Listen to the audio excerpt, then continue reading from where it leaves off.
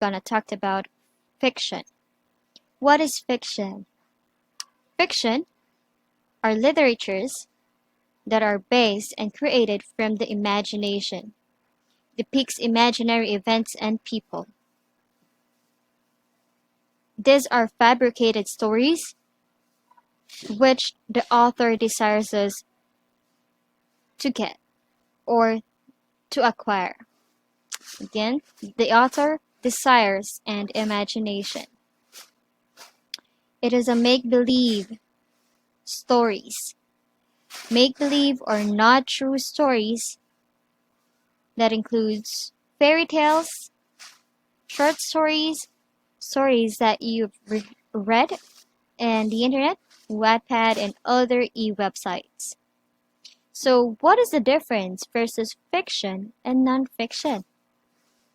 First one, under fiction, it is made from imagination, and its purpose is to entertain. It uses narrative elements such as theme, conflict, characters, setting, and resolution. It gives the readers a theme or moral. So in fiction, again, as we said in the first page of this PowerPoint presentation, it is made or fabricated stories made from the imagination. But its purpose is to entertain. What are the stories that entertain us? Those are short stories, novels, plays, poems, proses. And here on those stories, we're getting morals, messages, lessons. While in nonfiction, it is based on facts. Its purpose is to give information, to educate, and to learn. It uses table of content, glossary, index, labels, charts, photos, and graphs. It gives readers information or directions on how to do something. So in nonfiction, it's all about real events, facts. For example of nonfictions are the news, journals, encyclopedias, educational books, essays, wherein its main purpose is to educate or to give information. Under fiction, we have different types. First, we have short stories.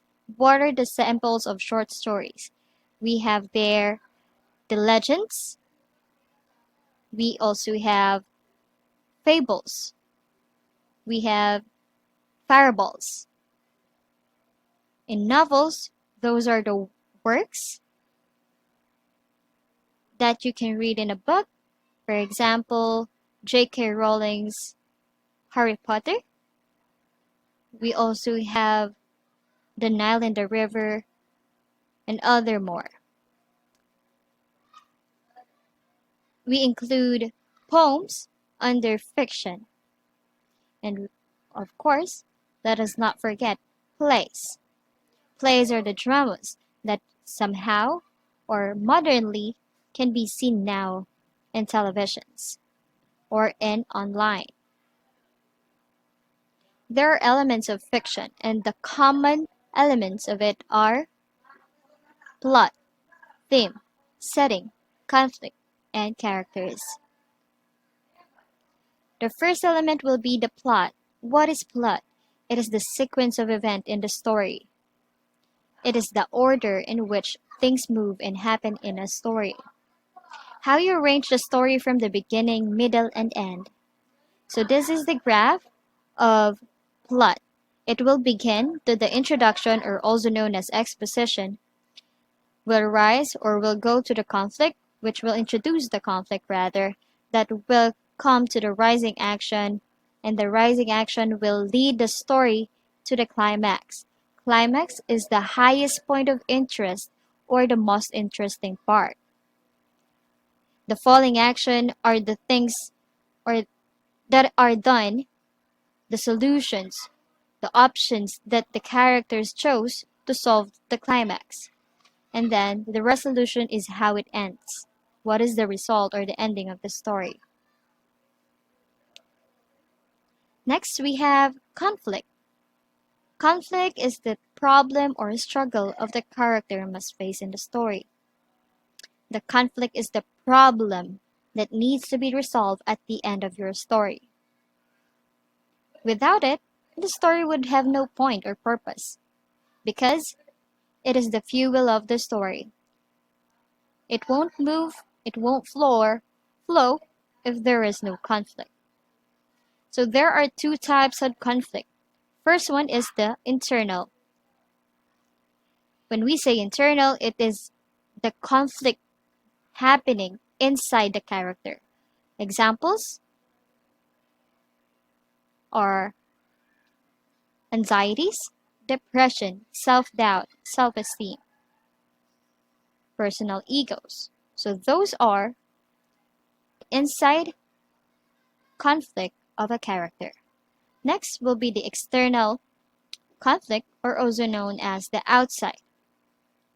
Here in external, it means since it's external and it says outside, the problem will come from outside, from the environment, from the surrounding of the character. It may be coming from other person, from his environment, from other types of problem that we can encounter. So examples of internal conflict.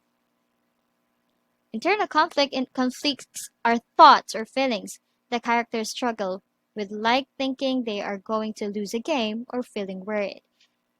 As what I said a while ago, it will be the depressions, anxieties, self-doubt, and many more.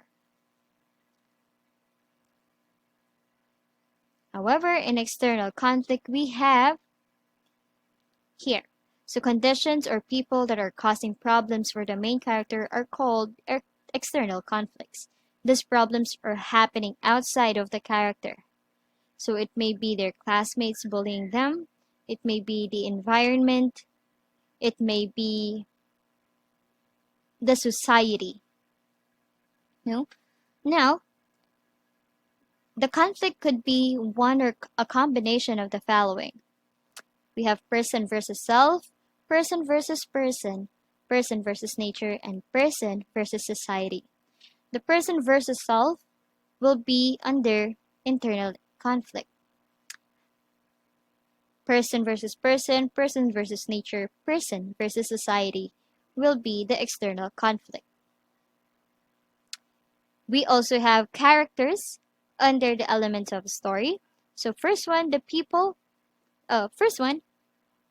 characters are the people, animals, and things the story is about. The characters are the wheels of the story. If the conflict is the fuel, now the wheels will be the characters. They will be the one who's going to deal with the conflict. They will be the one who will roll the story. Character development is the change that a character undergoes from the beginning of a story. We're talking about character change or character development. An author can make believe characters seem believable by describing them well. 2. Letting the reader hear the characters speak to each other with dialogue. Showing characters' actions in ways readers can relate to or that make sense in the situation. 4. Letting the reader know the character's thoughts and feelings. So here is a character change. We have dynamic characters, are rounded characters that change. Static or stock characters are round or flat characters that do not change during the story. The dynamic are the examples of when a character is bad at the beginning but later on at the end, he became good, or vice versa. Static characters are round or flat that if he became or he started the story with a bad attitude, it will remain bad attitude until the end. Same character from the beginning, same character until the end. There are types of characters. So first one, we have the protagonist. The protagonist is the main character in a narrative. Deuteragonist. Those are the sidekick who aids the protagonist. For example, we have Robin for Batman. For the protagonist, we have Batman. We have the antagonist. Antagonist, the one who opposes the protagonist. When we say anti, it's anti. Anti, and for example, we will have Joker. Joker opposes Batman, and Robin is the sidekick of Batman. Last one, we have the tritagonist. When we say tritagonist, the least important character in the narrative. They're just the neutrals.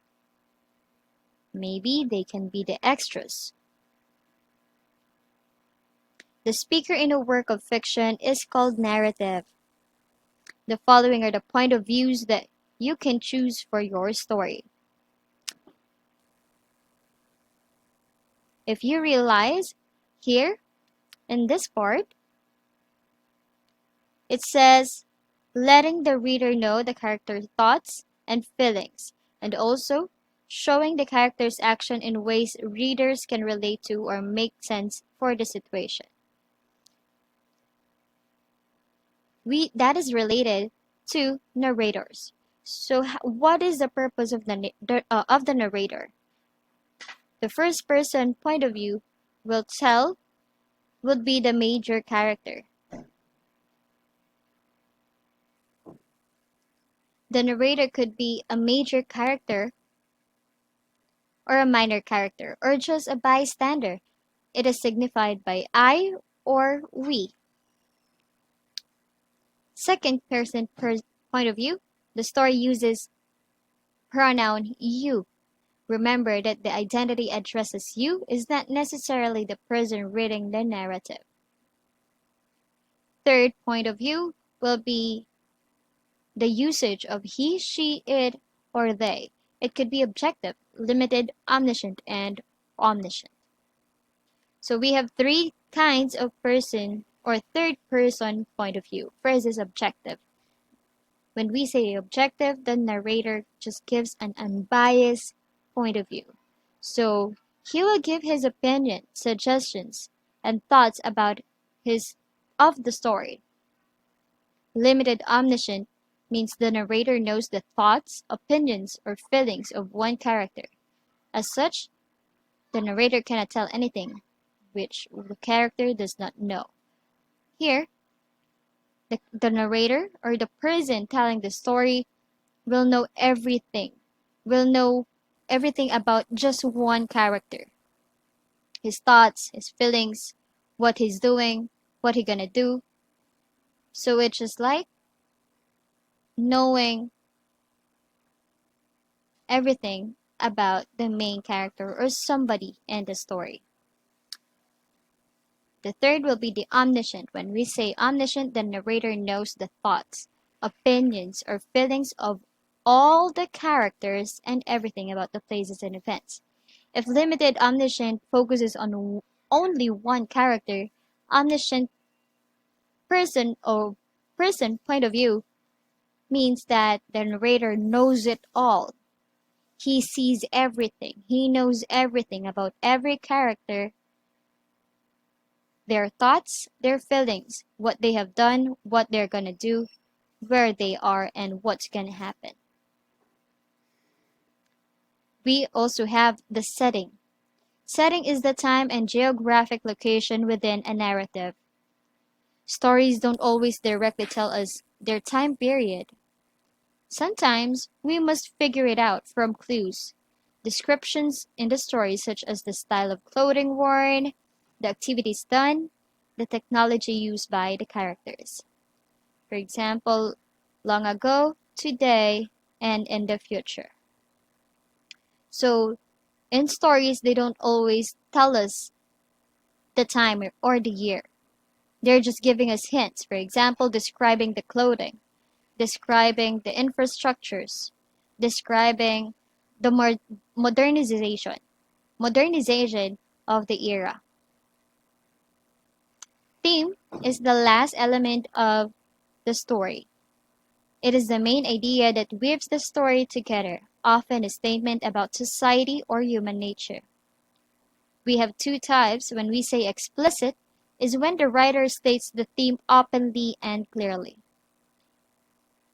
When we say implicit themes are implied themes, in which the reader is the one who's gonna decode the message or reflect on the story on his own. So that will be the end of our discussion. I hope you learned something. For any questions, you can go ahead and ask the teacher for this. Have a good day.